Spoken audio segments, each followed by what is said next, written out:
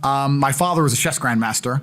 I was on track to become a chess grandmaster. So he was a legitimate chess grandmaster. My father was the highest rated black chess player in history. Really? Yeah.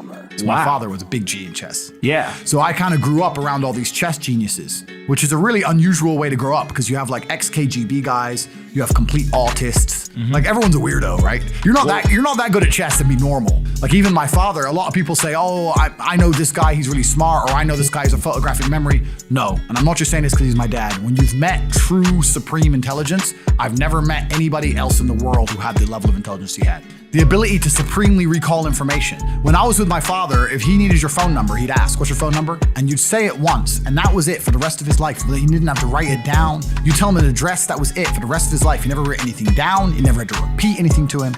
My father, when he died, someone messaged me who was in, because my father was in the CIA, he held the CIA record for the fastest assimilation of a foreign language. My father learned Russian within 2.5 weeks from zero. You just read the dictionary. Like to these people, it's just like, just read it. When my dad died, James Altucher, do you know who he is?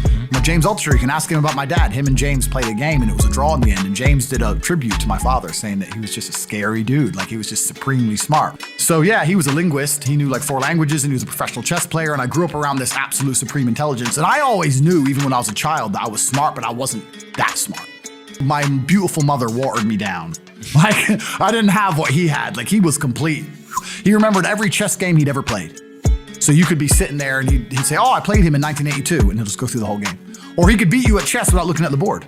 So you'd have a board in front of you and say E4, he'd be in another room, C5, knight F3, knight C6, and he'd be cooking dinner and he'd fucking smoke you. Really? Yeah, it's crazy. It's crazy. He'd play simultaneouses where he played like 100 people in a row, so they'd sit there and they'd think, and he'd just go board to board, just make quick moves. He played a blind simultaneous. You have a board and he has nothing. He played 3 people at once blind, beat them all. That's how good grandmasters are. This is what people don't understand about chess. Chess, I'm a kickboxing world champion, and I'm telling you, forget the UFC, forget kickboxing. The hardest sport in the world is world level chess. These guys are wired different. You can't learn it. You either have it or you don't. They called him E.T., as in the alien. Because my dad was one of the only players who would never take a draw. And he would rather lose in a blistering blitzkrieg fashion than take a draw, right? So he had some big losses, but he also had some fantastic crushing victories where he just went all out. He was really on the board. It was blitzkrieg. He just come at you with everything. And everyone to this day, even when he died, James Altucher was talking about him saying, I never played a guy who played chess like that. The guy was just crazy.